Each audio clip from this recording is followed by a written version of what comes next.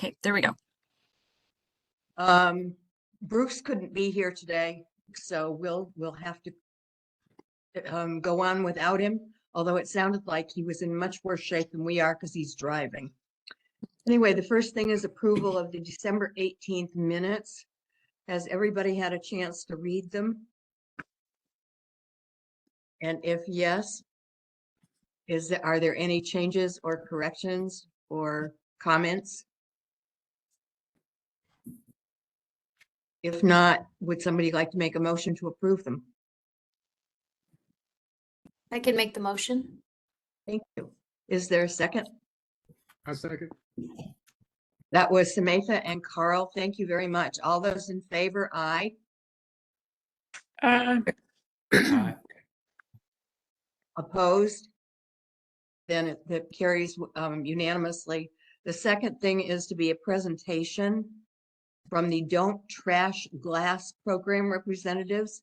Are we still doing that, Karen? We are, I see Marissa. I was looking for, I'm here. I think Scott's. oh, there you Oh, are. is he? Perfect. Hang on, let me find you in my list so I can make you a co-host. There you are.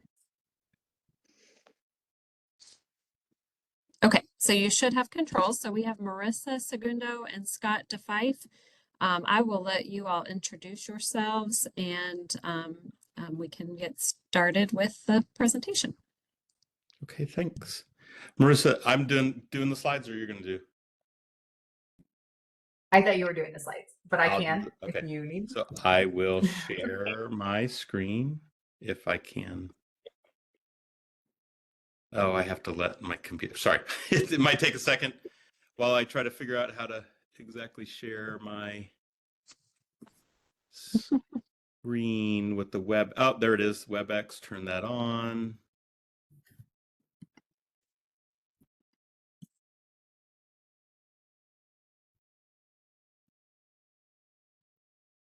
All right.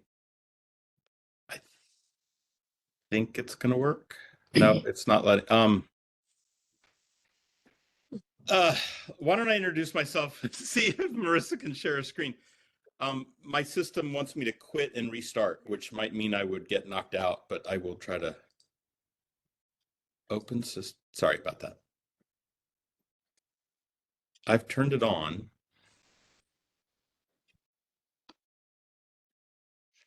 My experience is that usually means you have to give it some permissions. And if you do give it the permissions, you have to reboot to lock them in.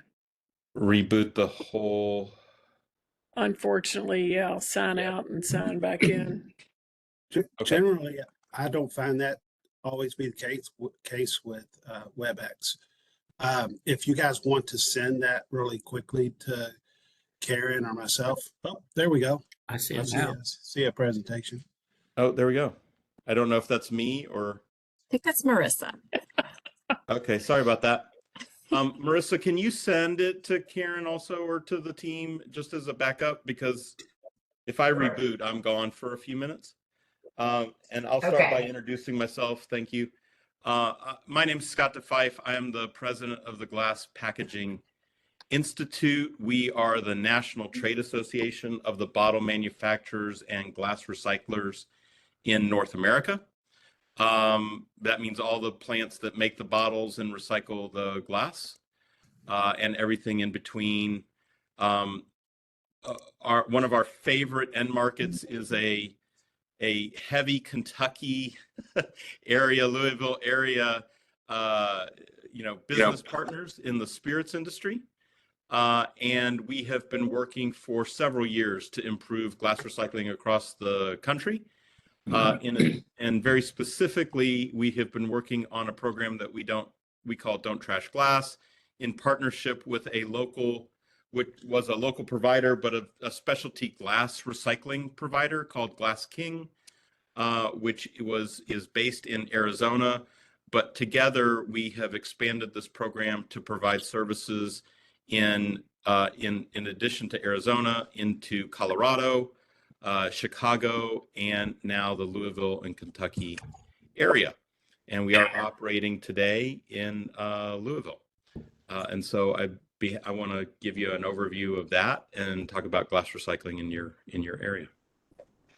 So several years ago, we identified, some of the issues that we had nationally with glass recycling, in that there are many tons of glass generated. It's 11.4 was the analysis in 2019. We think we're up over 13 million tons of glass generated each year in the United States. We need it back to put into the new plants. There is a new plant in Kentucky, in Bowling Green, that will need 30, 40, 50,000 tons of recycled glass a year for its operations and to meet its clients' desires. And those clients are going to be the spirits companies making a variety of different spirits, but bourbon and whiskey in the Midwest. And so we're working to get as much of that recycled glass back into the supply chain as possible. Just keep moving forward. And largely in residential arenas with commingled recycling, the glass process creates a lot of contamination in the glass stream. Much of that is residual that often goes to landfills. It's can be recovered, but you need a very specific set of processing capacity in the region, and there is some processing capacity in the area, but it is largely not the kind of processing capacity that returns material back to the bottle manufacturing supply chain. So we had identified that, especially because most of glass is for a beverage container, and most of those beverages are alcoholic beverage alcohol, beer, wine, and spirits. So by identifying the hospitality industry, catering, bars and restaurants, there's a high percentage of glass in many of those facilities that falls under the commercial recycling, not the residential. And in many instances, there's no recycling for those venues, or maybe some commingled cardboard recycling, maybe some plastic and can recycling, but not a lot of those venues even have access to glass recycling. So we started this program, and we've been rolling it out across the country. We'll keep going forward. Again, I said we launched in the program, Glass King launched the program in Phoenix in 2018. During the pandemic, we worked to launch a Chicago pilot to see what it would take to stand this program up in an area that didn't have anything such as that. We worked with Constellation Brands, and then Diageo came in and said, we like the pilot so much, we want to make this a permanent program. And we started in Chicago and expand through Northern Illinois into Wisconsin. And then we were asked by Diageo and several other of the spirits brands to consider Kentucky and the Bourbon Trail. And the beer companies asked us to launch in Colorado, where beer bottles are largely made, and both Molson Coors and Anheuser-Busch have operations, and New Belgium have operations in Colorado. And so we recover the glass directly from bars, restaurants, hospitality venues. It skips many steps in the process, does need to go to glass processing, but the glass processing facilities that are needed to clean up cleaner streams of material are not as robust, and therefore are easier to stand up, and there's more options available. And so we take that glass, aggregate it into bunkers. Glass can hang out outside. It doesn't need to be covered. It doesn't have the same issues as plastics and paper and metals, for the environmental, for the weather and things of that nature. And then when we get enough of that glass, we convey that to processing in the region. It is all source separated. The glass recycling, the glass recovery in the Louisville area is fairly limited. I don't need to tell everybody in this room that. But most of the glass from bars, restaurants, hospitality, and concert venues, warehouses, and distilleries was not even necessarily being recycled. Some of it was going to landfill disposal. Some of it was getting recovered and crushed for aggregate, things of that nature. Very little of it was making it back into the supply chain for new bottles. We are sending some today to Rumpke in Dayton to make new bottles. And we've delivered a couple hundred tons in the past 2 months for processing in Rumpke. And the brands and our members, the bottle manufacturers, are helping to support that program. And we have salvaged warehouse glass that was otherwise going to get destroyed for landfill. And we're in the, decasing that and processing that and getting that back into the supply chain. In no way, shape, or form are we interested in any other. We're not looking to expand into other material markets at all. We're just focused on glass, and we are not looking to get into the residential markets. We are just focused on your bars, restaurants, hospitality, commercial venues, warehouses, and distilleries that otherwise don't have any particular glass recovery. But we do make sure we track everything, and we do make sure that material is getting back into the glass supply chain and is being turned right back around into the bottles that are supplying your distilleries and spirits. Just doesn't have to be spirits, could be any particular kinds of bottles that are made in the region. There are, in addition to the new plant in Bowling Green, there are 4 plants in Indiana and a plant in Ohio and 2 plants in Illinois that all could use more glass.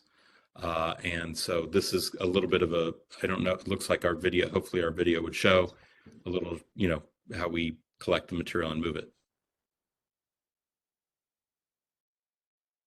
But I guess we're not getting the audio, but.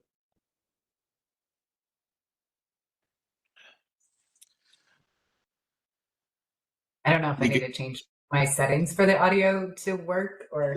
That's right. We Wait. can share a link to the video for those that the link is there in the presentation for those that want to watch it. But when we do service bars and restaurants specifically, Don't Trash Glass brings manufacturers, distributors, and hospitality venues together to keep glass out of landfills Oh, it's hearing and it? get it back into the supply chain for new, even more sustainable bottles.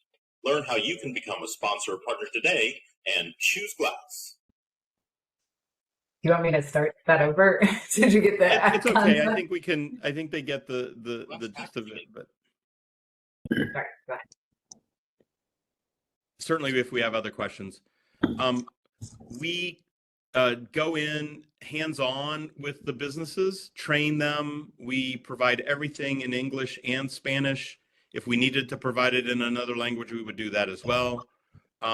It is very specifically, we provide the in-house bins, the slim bins or bus, additional collection for inside the house.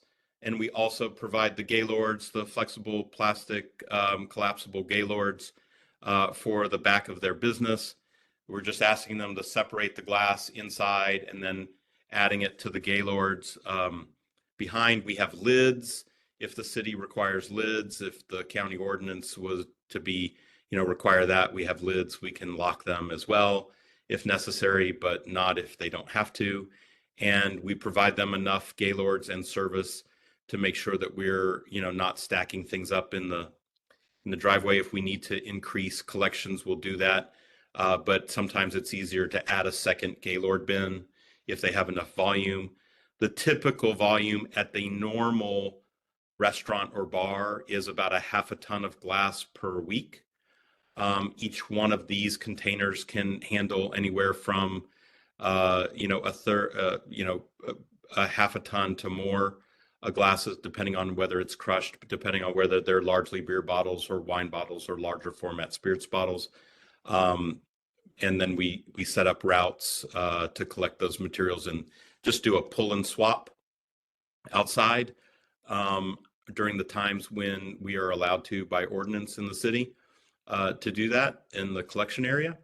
and then we gathered that back up. I think we can move on to the next Can I ask a slide. question before we move on? Yeah, Can you go back to the last slide, please? sure. The bottom right circle says glass sold to make new containers or other uses. What are these other uses? The hierarchy for glass, recycled glass, would start with new containers and then possibly fiberglass. There is, downcycled roadbed and aggregate. But the two primary end markets for recycled glass nationally are new bottles or fiberglass. Thank you. Yep. There are some emerging new markets. There's some foam glass, block and aggregate things that have been used in other parts of the country to build, as building and construction material or filtration material. But largely, the vast majority of the glass goes back into a new container or fiberglass.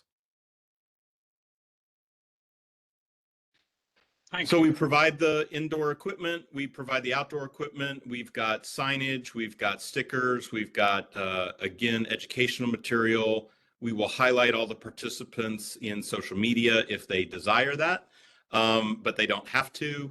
And we provide the support to get them started before even needing to collect any, service fees. The sponsor support goes a long way to getting mom and pop independent restaurant operators, participating in the program. Larger venues or corporate venues can see how this saves them money and also supports their sustainability goals. And so they tend to come in with larger, with contracts to service, multiple. If it's a chain, for instance, we may, service multiple of their venues under one contract. Casinos, arenas, airports. We have constructed plans to support large venues. Our operators, the Glass King folks, have all the required liability insurance to operate at very large venues. In Arizona, we're collecting at casinos, resorts. We've developed the plans to service the Phoenix Sky Harbor Airport and the Denver Airport. We're waiting for the next go around on those contracts before we get in there. But we've developed the plans to do the United Center in Chicago, which is the basketball arena, how to service facilities as large as that. So I think that there's multiple venues in the Louisville and region that we may be able to support and gather up that material. We're talking about tens of thousands of tons of material that would probably otherwise go to landfill. And while most others aren't, particularly interested in looking for that glass, our end markets and industry needs it, very strongly. And the brands that are operating in Kentucky and in the region are supporting this program and asking us to come in and do this in the region. We also have participated with, you may have heard of the Workwell initiative in Louisville. We participated in that. Our Glass Recycling Foundation gave a grant to Workwell for their efforts that was announced, I think, back in August. And we can, and we're talking to Workwell about supplying, being a backup supplier to them of glass if they need some, when they need it. They're already working directly with some of the brands on some of the warehouse glass to recycle that. We keep all the metrics. We can report to the city on how much material is collected and diverted, if the city and state would like that, but because we report to our sponsor partners, and we're more than happy to make that data available to the city and state to show the impact that the program is having in the area. Yes, we can do that. We'll send you a link. Okay.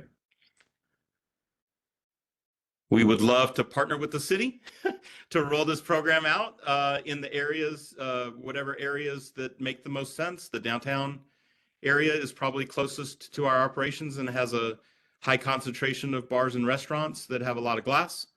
If there are venues that we can service as part of partners here, or if some of the existing contractors have large venues that have a lot of glass and you would prefer that glass to be separated out of that material, we can.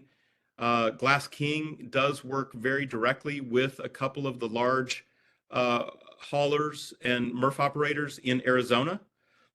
And we are in discussions with doing the same in Chicago to be subcontract to take the glass directly so that the glass isn't in your commingled stream. And many of those companies find it favorable to see the glass separated out and not going through their system. And so that has worked as well.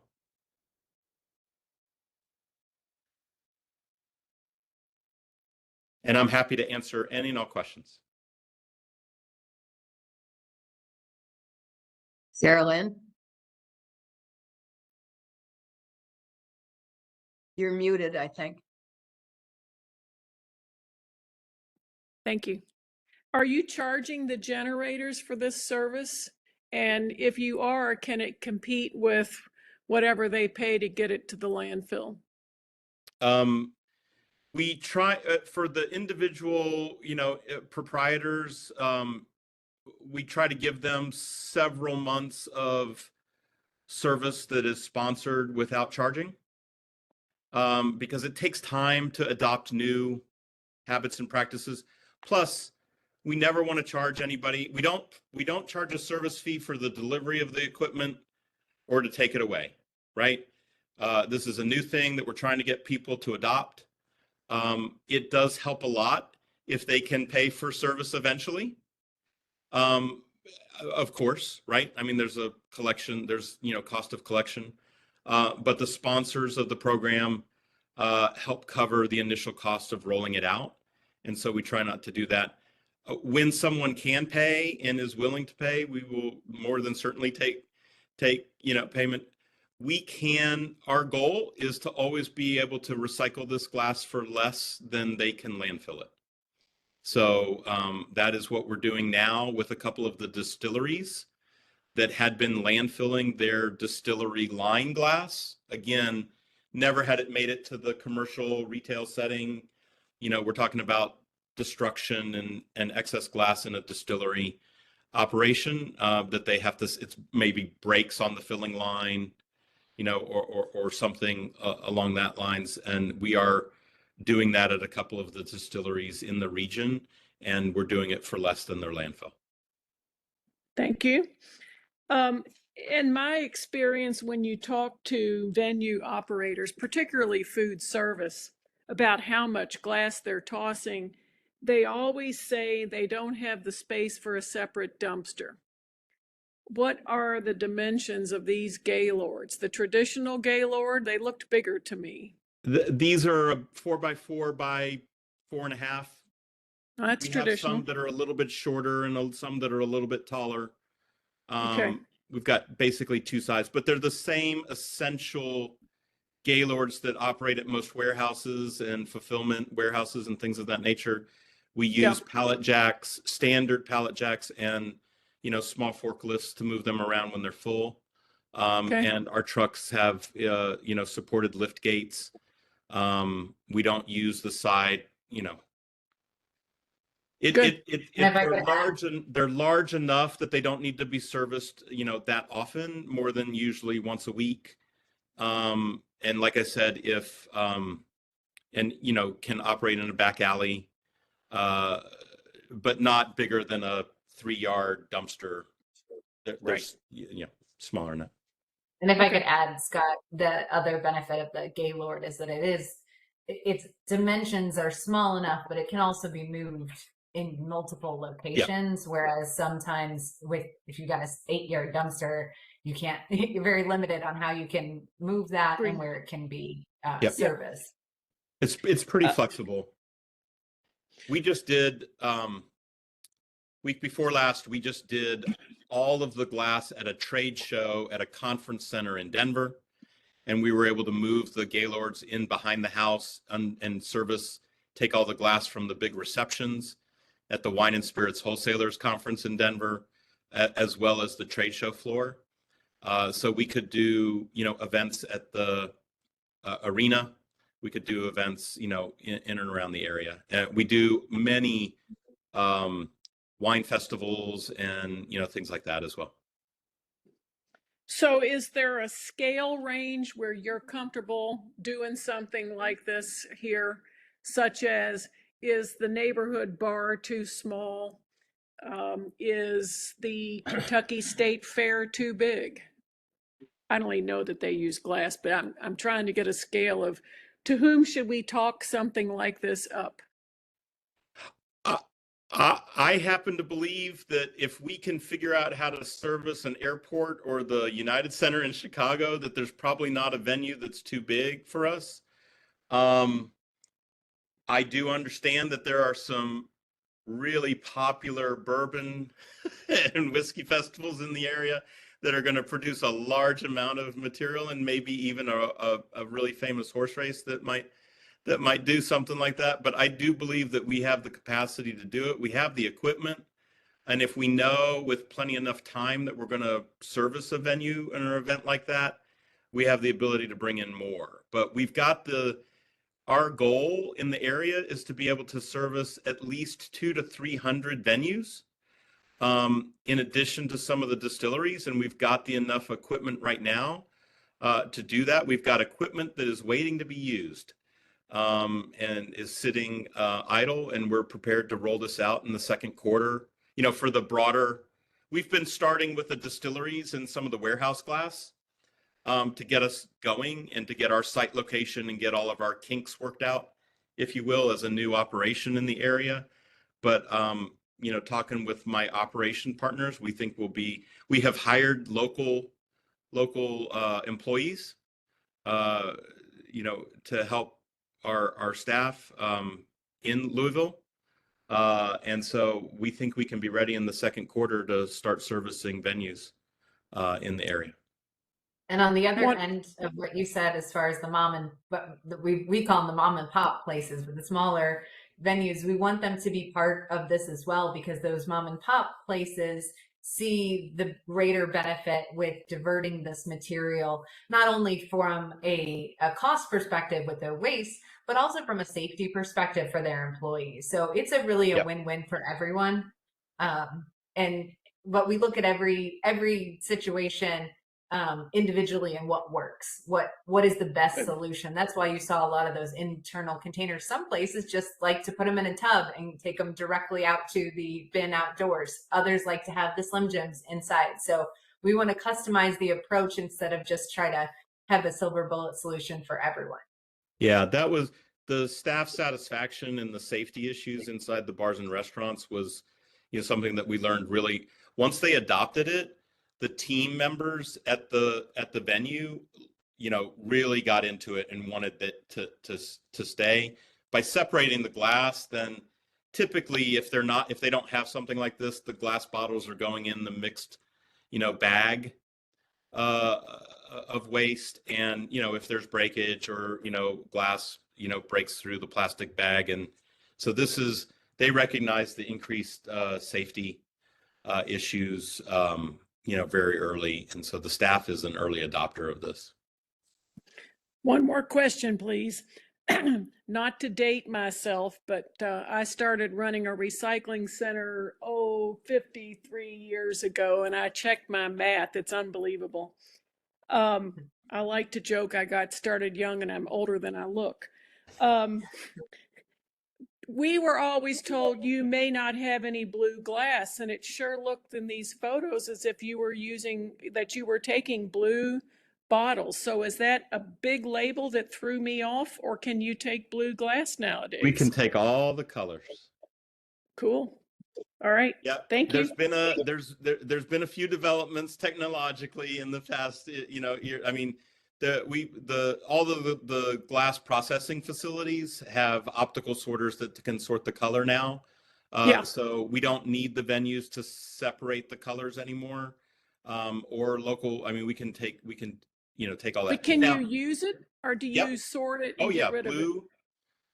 There's a Okay. few brands that specialize in blue. There's a Okay. couple bottled water, and even Anheuser-Busch has a Budweiser Midnight or Platinum or something like that. I can't remember what it's called, but Okay. Thank you. That's encouraging. The main thing that they can't take is ceramics. So if somebody Yeah. throws a coffee cup in there, that's a no-go. no ceramics. Ceramic tequila bottles, super fancy ceramic tequila bottles are a no-go. But yeah, any color glass was good. Thank you.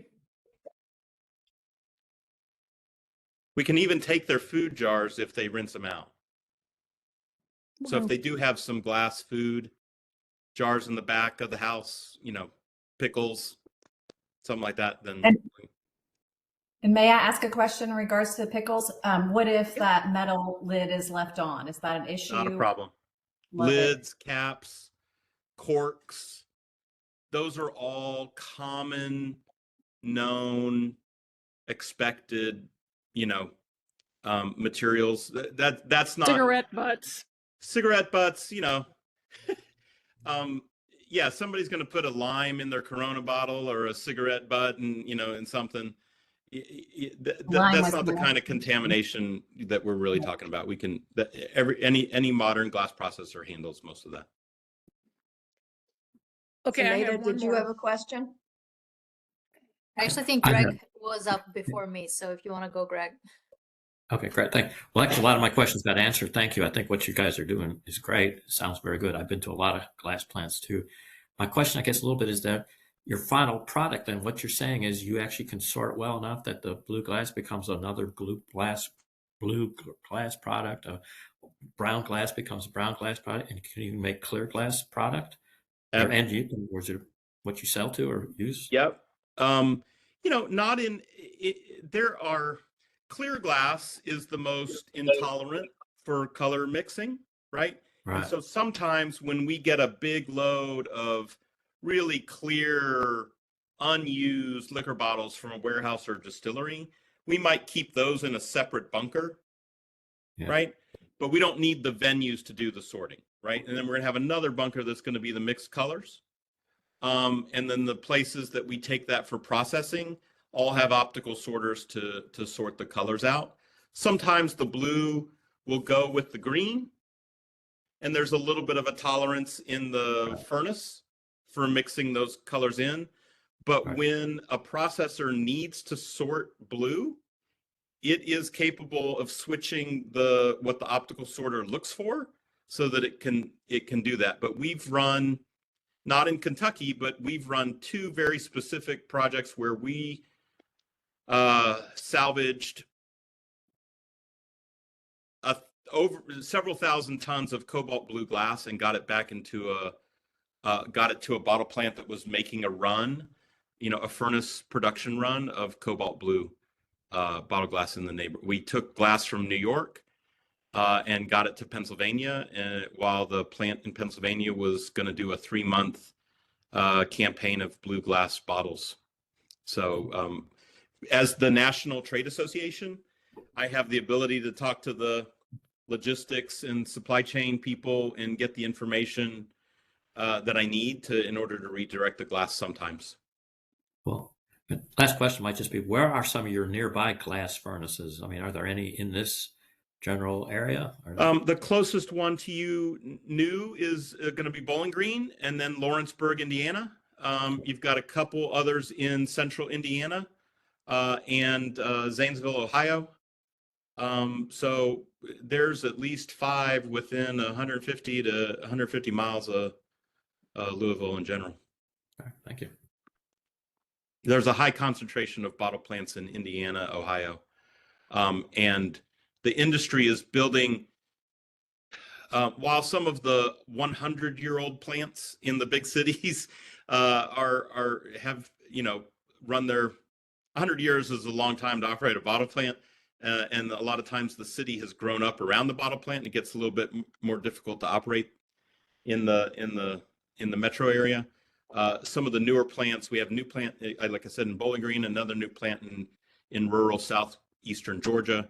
And there's, all of my member companies are looking at a new generation of smaller, more energy efficient furnaces that are focused on a very specific end market. So I think you're seeing, just like with every other manufacturing industry, there was a cycle for several decades where you build big ones that service everybody. And I think the current modalities is to build a next generation of smaller focused, furnaces that service particular end markets near them. So yeah, thank you again for the great presentation and for the great work that you all do. I'm gonna have to look up what an optical sorter looks like. It's very fascinating.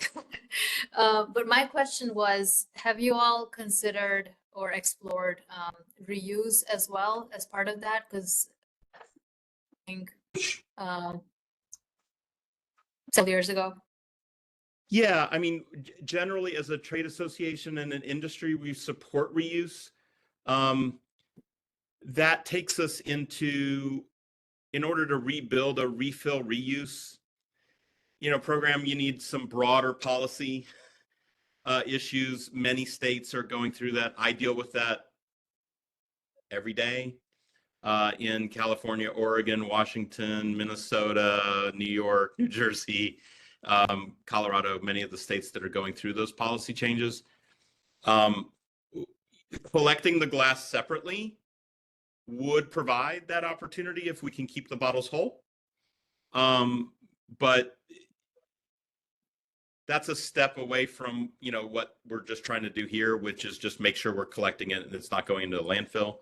But certainly we are supportive of reuse programs. It just takes a little bit more, broader policy to get into that, in cooperation with the beverage companies.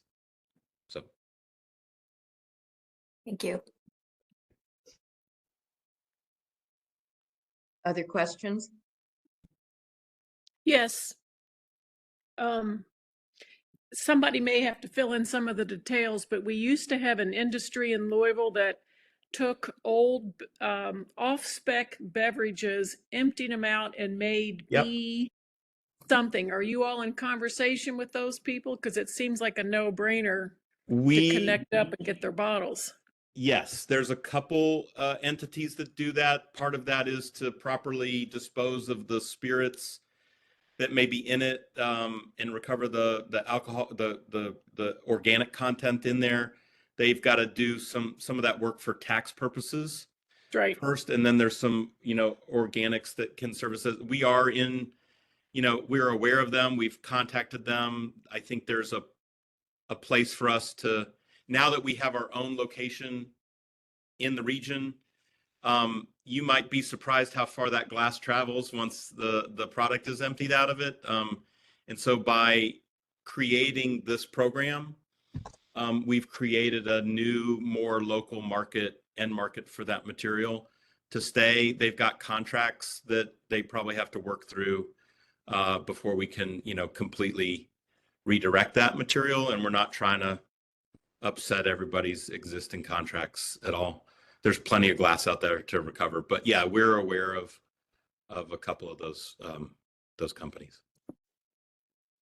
I think this is great. I think you're thinking about Parallel Products. Yeah, Parallel. I've talked to Parallel like 3 or 4 times over 3 years. Good. Thank you. Anybody else? I'll just say I can't wait to connect with you. I'm Kim with West Rock Recycling. We have a local recycling MRF, and we have lots of suppliers that would love this type of glass collection on site. Kim, we would love to help alleviate that as quickly as you want to have a conversation. Thank you. I think I understand. I work with West Rock a lot through the other parts of the work that I do at GPI. We're happy to collaborate. Thank you. Like I said, we're not trying to disrupt anybody's existing contracts. We are not looking to get into your residential service. But where we can collaborate, we would be more than happy to. Looking forward to it.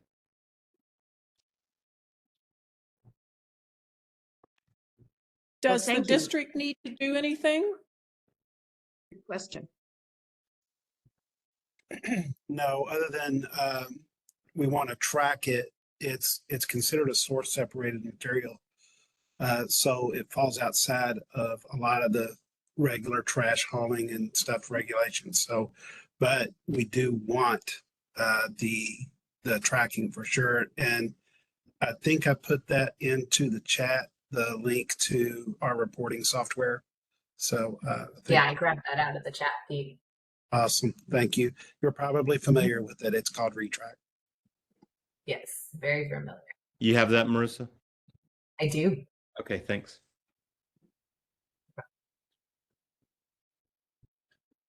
Anything else? Bravo, this is encouraging. It was an you. excellent presentation. Thank you. Thank you very much. Thanks for We're being looking here. forward giving to us it. the time. Yeah, I'm sorry, Marissa, I stepped on what you were saying. No, I just said thank you for giving us the time. We appreciate it. Not everything you all do. We really appreciate the time. Like I said, we're trying to, our goal is to set some stuff up and let local folks, gain employment and take over operations, eventually, but the industry realizes that it needed to do a little bit to spur its own recovery of our material. It just doesn't easily fit in the recycling system always, but it's valuable to us, and we want to do what we can to help recover it. Thank you, guys. Thank you very much. Thank you. I'll put my Then, email in the chat as well. oh, thank you.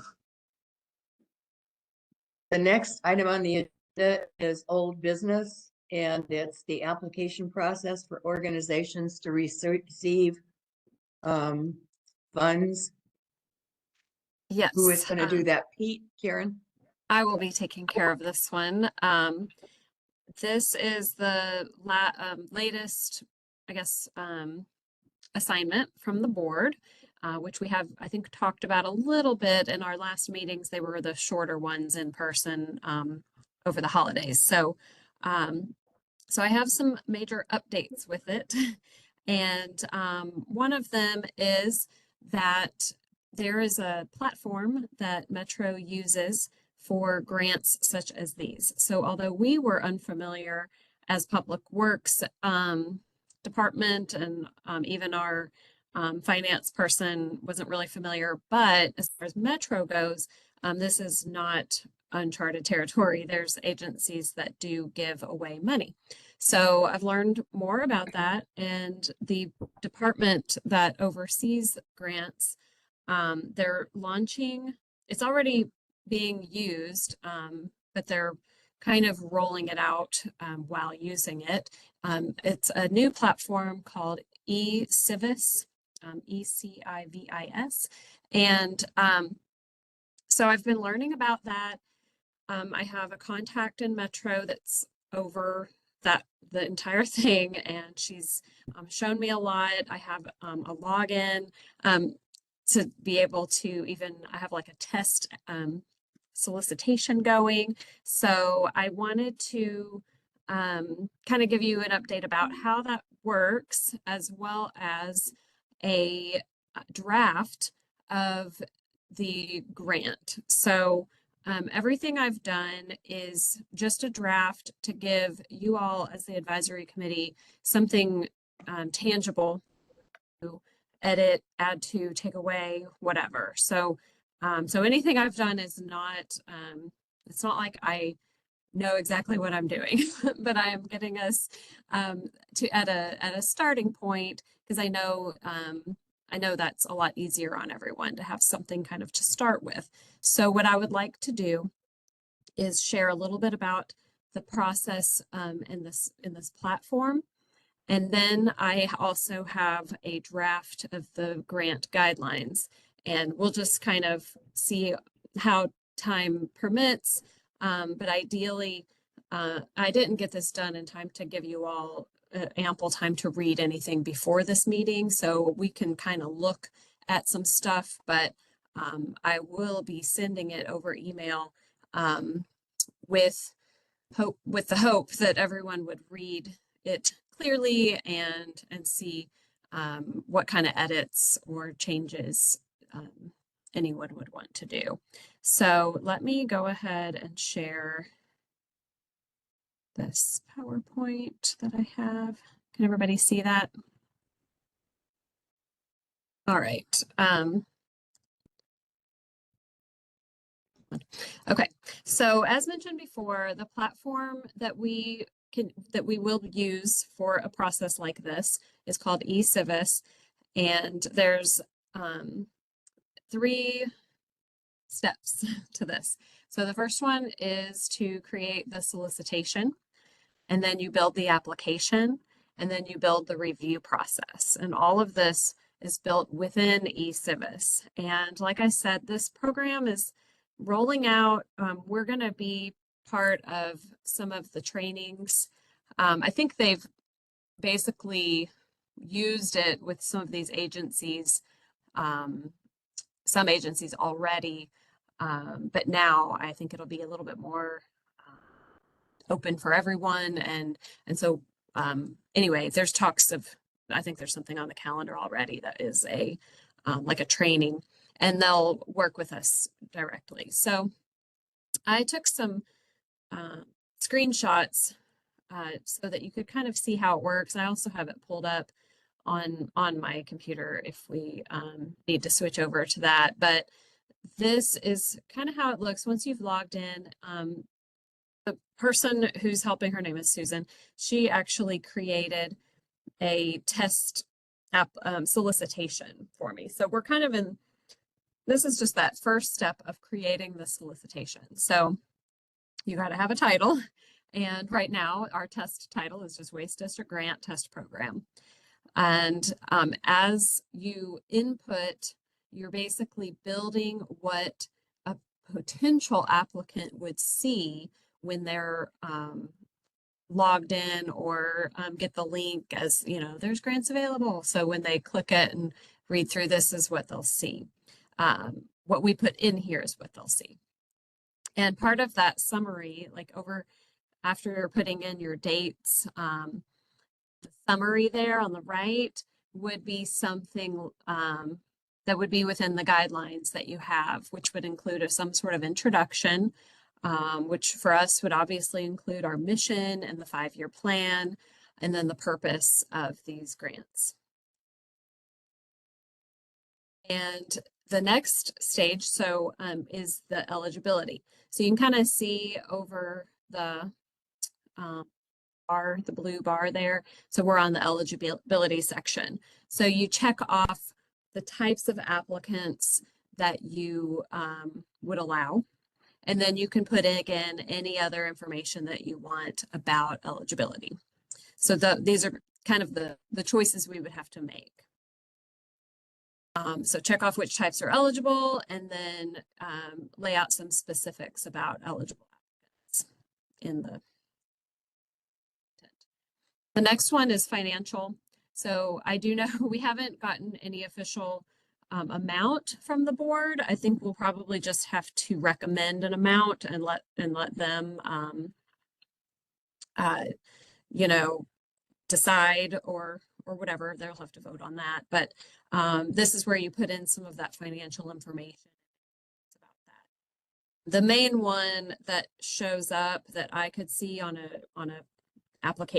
solicitation that I read was the award amount, like a minimum amount or a maximum, and a maximum. And then you would have a total amount that you're going to give away in case. So you kind of have to decide if you're going to, how many grants you would give. So award amount, minimum and maximum. You can also include budget levels. So what I noticed on one was if the organization or business that is applying, if their annual budget is over 500,000, then they could get a higher grant. But if their budget was under 500,000, then they could only get a grant that was 25,000 as opposed to 50. So those are just criteria that we can decide that we want to say. And then, of course, you can put in your eligible expenses and any ineligible expenses. Then, of course, the contact form is pretty simple. They do have email, information about the person in Metro for anything about the grant. This process is she could be on there as a contact, and then the program contact, of course, can be me or Pete or whoever we decide that wants to be listed. The files, you can add in any files. So when they're looking at the solicitation, there can be files to open up. So you might put your document of guidelines in there. The 5-year plan can be input as a file. Maybe any kind of budget template if you want them to have a particular type of budget to include, things like that. Oh, and there's an applicant guide. eCivis has their own user guides if you need help with how to even use the eCivis program. So that would be a separate document. And then at this point on, this is the stuff that's not really shown in the solicitation when it's being at by a potential applicant. But this is where you go ahead and put in some information about who your reviewers are going to be and any kind of notes given. And then for submission, you can put in some, it's basically like settings. If you can allow,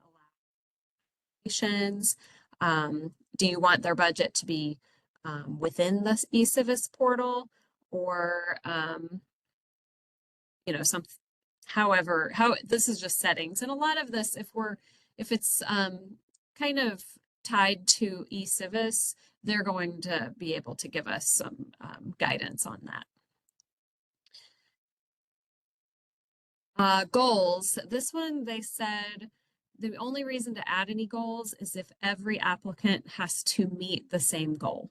So if I don't know that we would have that, but if you had a very specific goal you wanted everybody to meet, and then the approvals, this is basically how the workflow for approving goes. So it's just settings that we. Is there a charge for this? No. No, good question. No, this is just part of what Metro does. And how would somebody who wanted a grant know to look for this? Well, it's going to be announced. The reason I actually found out about this whole platform because I noticed some organizations that are currently offering grants from Metro. The Office of Resilience and Community Services gives grants to nonprofits that are working on programs that help the homeless population. There's a youth programming grant and another one that it goes along with arts and education. So these are on the Metro website and they were sent out in different newsletters that I happened to see. And so that's how I saw, like, Office for Safe and Healthy Neighborhoods newsletter, it shows in that. So for us, when we decide, when it's all ready to go and we're ready to promote it, then that's when we would need to promote it in our newsletters or ask, anyone can share, post it on in newsletters or social media. It could be a press release, anything like that we want to push for. You put maybe the URL in the chat so we could just go take a peek and look at the site. I'll just be interested in the Metro site, see how it's set up and just read through it. Yeah, let me see. There is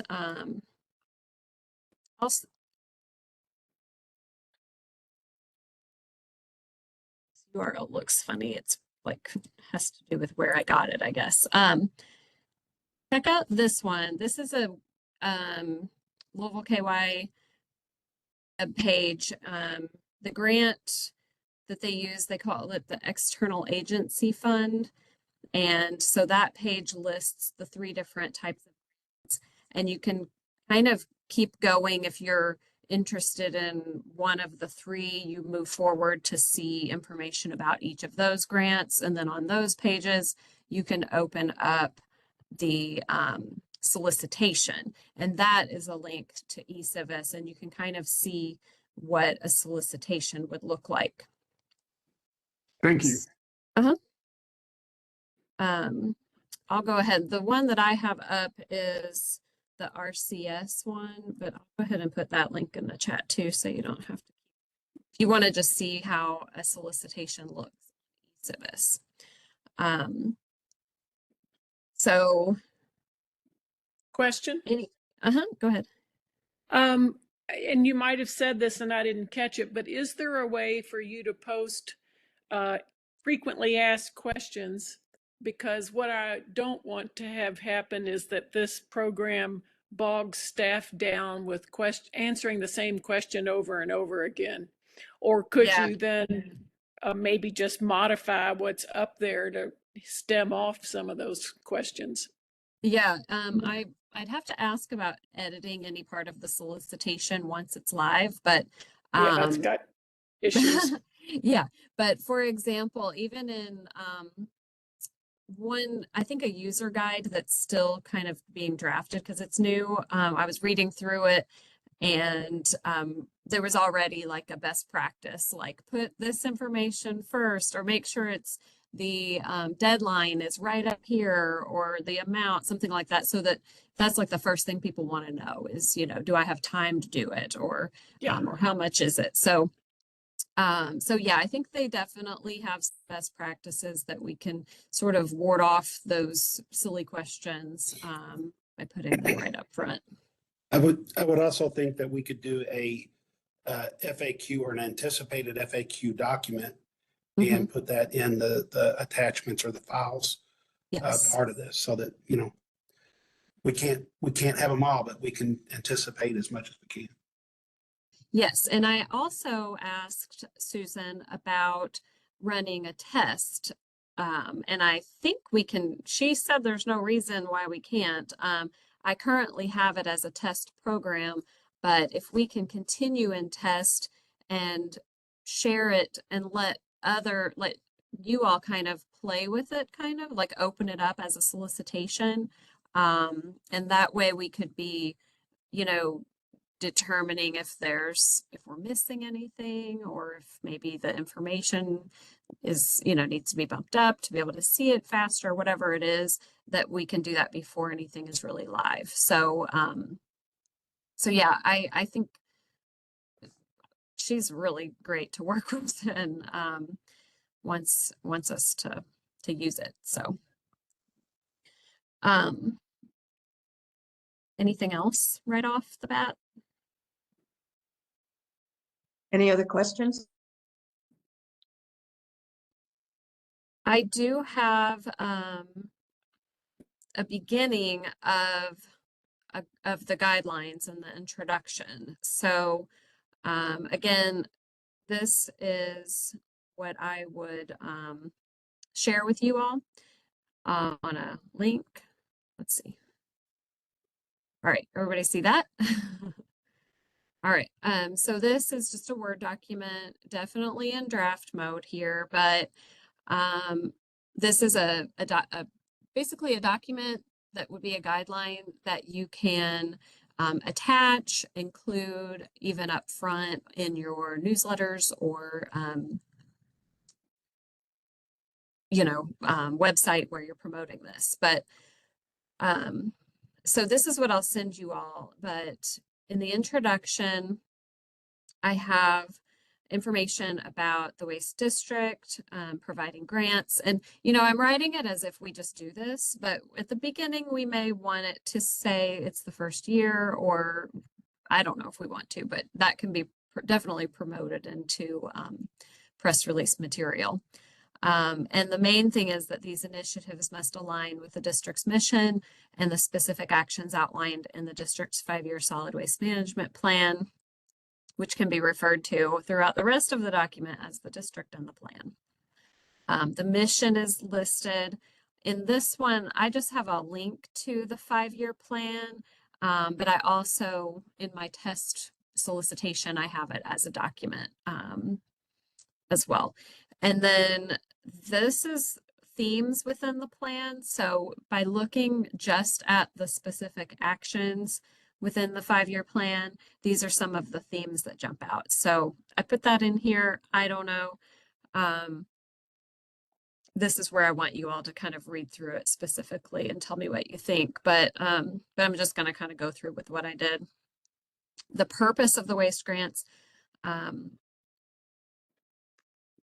aiming to promote sustainable waste management practices, reduce waste, enhance recycling, composting. And then, of course, a caveat, you know, if your program doesn't align with the mission or the plan, then your application is not eligible. Putting in some grant contacts if you have trouble. And this will be an award timeline. So once we determine an application opening date, we can give it the deadline and build that out so that you know, determine basically when grants, when the period begins, if it's a year-long thing, whatever we decide. The eligibility, this one, let's see. Some other grants have a specific recommendation that you're not eligible, like new organizations aren't eligible, which kind of makes sense. Pete and I were talking, you know, if we're giving out thousands of dollars, you know, $50,000, $100,000, you don't necessarily want to give that to someone that can't prove they know how to handle thousands of dollars. But anyway, that's something that we just have to determine if we want to have that as a stipulation. It is required that anyone applying has to be in good standing with the Metro Revenue Commission and the Kentucky Secretary of State. I think we talked about that one already. If there's anything else we want to put in, we can. I added in that it has to be in Jefferson County, you know, that's what this funding is for. This is the budget level one that I mentioned already as something if that, this is also just optional if you want to put in what you can apply for based on your budget. And then here's a list of eligible grant expenses and ineligible grant expenses. So these are basically modeled after the state grants. Again, I'm kind of throwing everything to the wall here, and just you all can help determine what you think is good, bad, or we need more. So I'll send that out. But I got this information basically from the state recycling and other waste grants that they do. And then there's the actual application. So once this solicitation is built, you build your application. And so I basically came up with possible application questions. And I actually later in the document, I just realized I didn't put it here as well. I just made up a percentage as well for 3 different categories. But when you're building the application, you basically have to put in the questions that you want the applicant to answer. You know, project title, brief description, start end dates, budget, funding requested. And then I have in this category, like the narrative and the plan. I think I changed that to strategy just to not keep using the word plan over and over, since that's kind of what we have here. But And then section 2 being community impact, sustainability, and partnerships. So some questions based on that. And then financial information and evaluation. So, you know, how are you going to use this money, and how are you going to evaluate success? And then once we build that application out, we would build our review process and add in how that's going to work and who our reviewers are going to be. And then I put in some evaluation criteria. This is kind of questions that you might ask about when reading an application. This is where I had made up 40, 35, 25. And then I also made in a scoring rubric. So let's see, 5 points, you know, excellent, good, satisfactory, needs improvement, to poor, and then a description. So this would be important, you know, important for the applicant to know what we're looking for, and then also important for any reviewers to use when scoring. And I think we should put one thing in there that they have to, or we should just go by and see if the facilities are really littered. If their facilities are full of litter, we should reject them. Okay. I'm for That that. would be, yeah, one thing they can do is keep a nice facility. Right. All right, and then at the end, here's just some information about technical assistance. So that's kind of what I wanted to do here, is just give you the overview of what I did, and so that way when you look at it, you kind of know what in the world it is. And but like I said, certainly want you all to look at this and you know, be very, just really scrutinize it, because we want it to we want a good draft. Of course, it's going to go to the board, but we want to be able to share something with them. So I'm going to stop that, and there's a couple chats here. Why is PPE categorically excluded from reimbursable expenses? I'm not sure. That was listed in the state grant. So I left it in just by, like I said, I just kind of used what they had. But that's a good question, and we do not have to exclude PPE if we do not want to. And Sumeda just added that maybe it cannot just be for PPE, but be part of a broader initiative. So yeah, that's a good point. So anyway, I will be sharing that with you via email so that you all can look at that document and, you know, take lots of notes, comment, whatever. Carolyn and I will add comments. Yes, I know. I took that off the screen fast enough before you could find a typo. We can't help it. I know. Is there any other thoughts about it, or anything you want me to take into consideration before even sending it out? No, I think you've done an amazing job. I guess I have a question. All of what you've done presupposes the person coming in is going to tell us what they want a grant for. Do you foresee any point in time when the board will decide what they want to be accomplished, and so that they will strive for something much narrower than what you've developed?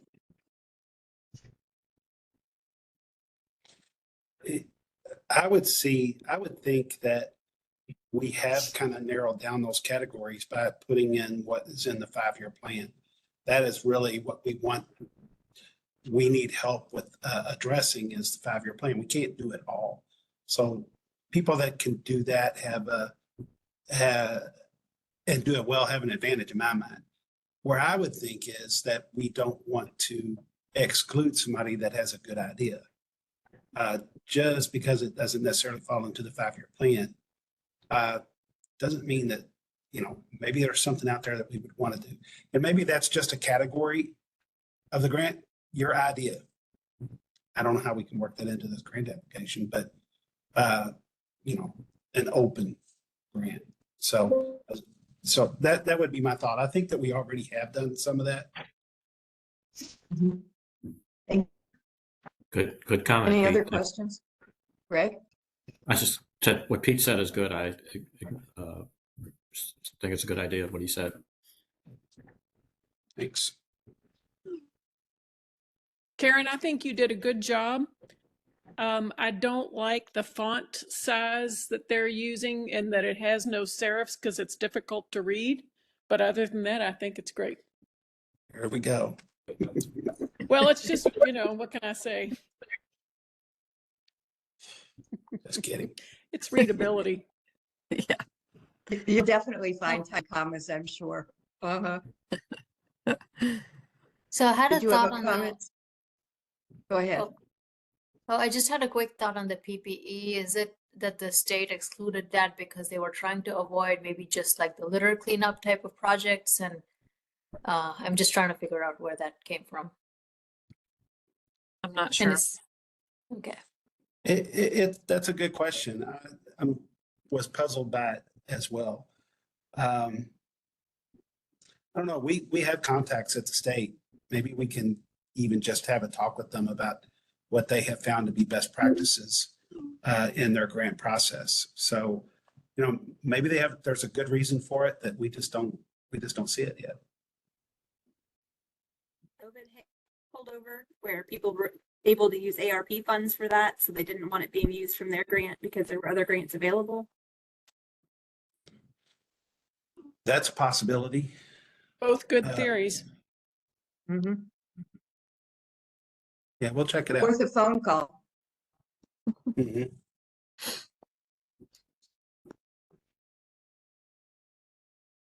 Anything else, Karen?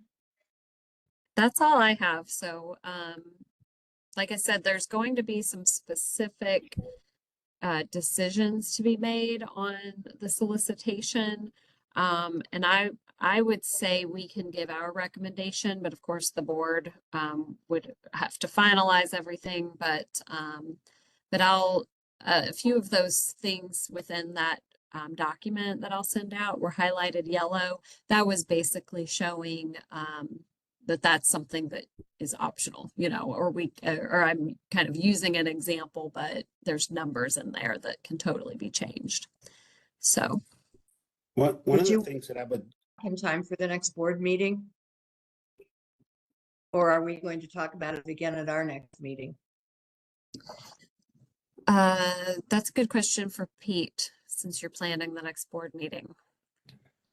I would just give an update at just a shorter version update of what, is the progress that we're making on the initiative. I wouldn't think that we would be ready to present something to them yet. But I would think that be prepared to come back at the next advisory committee to get business done. Yeah. Thank you.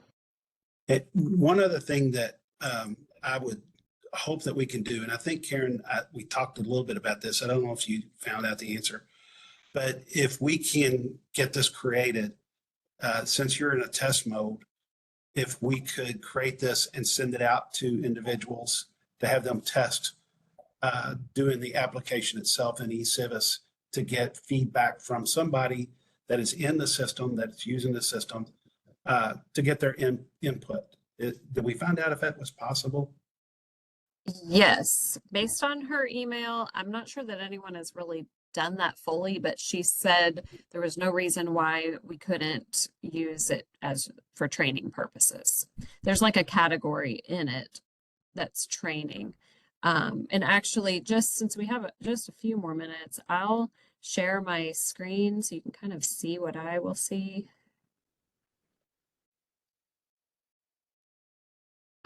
So this is, I'm in like a program dashboard, and see how there's the department that says training, and then she just made this for us, this Waste District Grant Test Program. So I can edit that.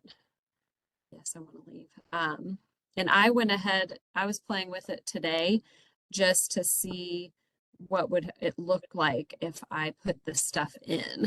So the next question for her is, okay, how do we save this as it's a finished solicitation and then send it to someone as it, you know, like have a link for it basically for others to open up. So that'll be what I have to ask her how to do that. But I was just trying to fill it in. So I took the guidelines and I copied and pasted the introduction and the purpose of the grants here.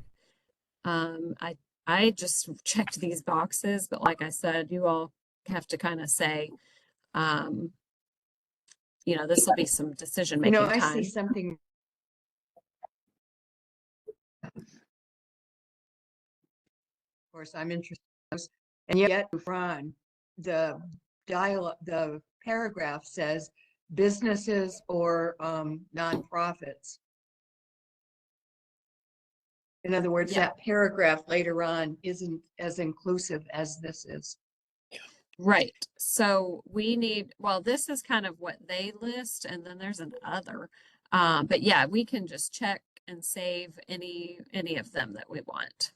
I just wasn't sure. So I just checked. I No, think we no, that isn't. Later on, you've got Yeah. a paragraph that talks about getting it. And it specifically only lists nonprofits and Yeah. businesses. So this is really going to be as good as what everybody takes the time to review Yeah, it I and guess give input. What you're saying is we could pretend that we were applying for something in the test mode? Mhm. Is that what I'm hearing you say? Okay. Yeah, I'm in test mode right now, and I am in the creating the solicitation.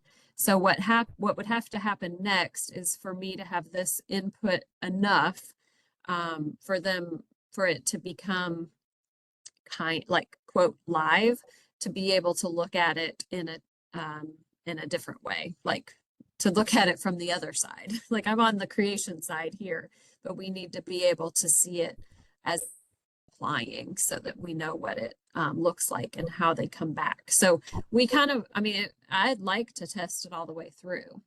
But the first part is just to finish filling out all of this. So yeah, you're right. I will look at that with the guidelines and make sure it's consistent. Does anybody have any thoughts as far as this? Like who's eligible? I think the word consortia will throw a lot of people off. I would get rid of it or change it if you could. And we don't have Native American tribes around here, so you don't have to include that. And I had the ethical question of, I may be encouraging one of my nonprofit clients to apply for this. So is it improper for me to participate in this process? No. I would think Based on scoring wise, you would not be able to Right. be involved. That's right. That's right. Mhm. And I think Yeah. you all know I'm like squeaky honest, but I feel like I should say something, you know. Yeah, there's usually like when the applications come in, and if you're a reviewer, you're required to indicate if you think you have a conflict with any of the applicants, and if you do, Good. then they'll screen you out. Yeah. Cool. Thank you. Thank you.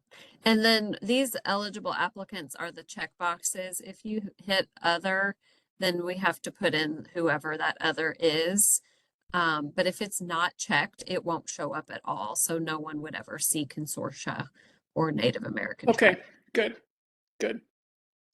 The financial, I did not, see how it still has the X because I didn't put in enough. I actually didn't quite understand how to do this.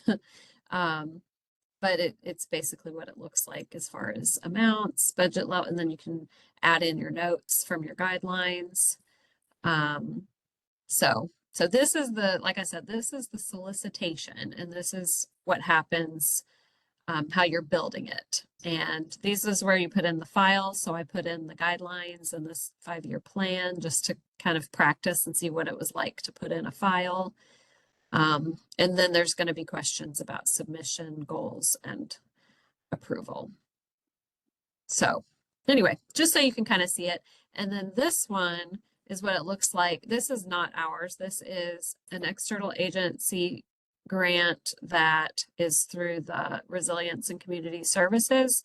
So this is what you would see if you were an applicant and you were like, huh, this looks interesting. You can go ahead and read about it. There's a whole summary. You can go ahead and find out, oh, am I eligible? I'm a business, so, you know, whatever. And then the button here to apply takes you to the application, and you will have to create a login for that to be able to apply. Question? Yeah. Our fundraiser tells me that some foundations won't let you start a long application without finishing it, that if you can't finish it, you got to log out and come back at another time and do the whole thing start to finish, which I don't need to tell you is a problem. Does this one allow you to do that, to come back halfway through? It does. And it's interesting you say that because all over when I'm reading about these, it's almost like it's shouting it out. You can save and come back to it. And I was like, that seems like it should be, you know, so maybe it wasn't before and now it is, or maybe people like, you know, that can be a problem. So it's been right up front to say, yes, you can save and come back. Because otherwise it encourages people to make stuff up just to get through it. Yeah. You know? Yeah. So anyway, I wanted to be, I'm glad to have shown you all of that. So you kind of understand, you know, what platform we'll be using. It seems pretty straightforward to me, and a lot of the content's made before you're really inputting everything. But yeah, I will do my best to work with Susan on keeping it in training mode and see if we can get all the way through it to where we practice it all so everybody can kind of see it. I know even when I'm putting it in, I like to see how it looks from the other side. So, so anyway, I think it'll be really good, and I'm excited to get it going. Great Thank job, you. Karen. It looks like a lot of work has gone into it. I couldn't The hear next- what Carl said. He said, great job. Oh, okay. I agree. The next thing is staff update, and there isn't any. And then public input. Is there any public that would like to give us input? Hearing none. The next item on the agenda is the announcement. The board meeting, is it still going to take place Thursday, the 27th at 5:30? That's correct. It was bumped a day because of the state conference. So Thursday next week. Okay, and our next meeting will be hopefully in person, and there won't be any snow. Wednesday, March 19th at 30. Bravo. Although it's hard to know with this weather this time. And I will now entertain a motion to adjourn. Supper time. Thank you. I'll second that. Thank you very much, Anita. Okay, all those in favor? Anybody opposed? Thank you very much. See you all next month. Thank Bye, you. everybody. Thanks, Thank you. everyone. Thank you. Sandra, thanks for herding the cats. Okay, Sarah Lynn, thank you. Bye-bye. Bye.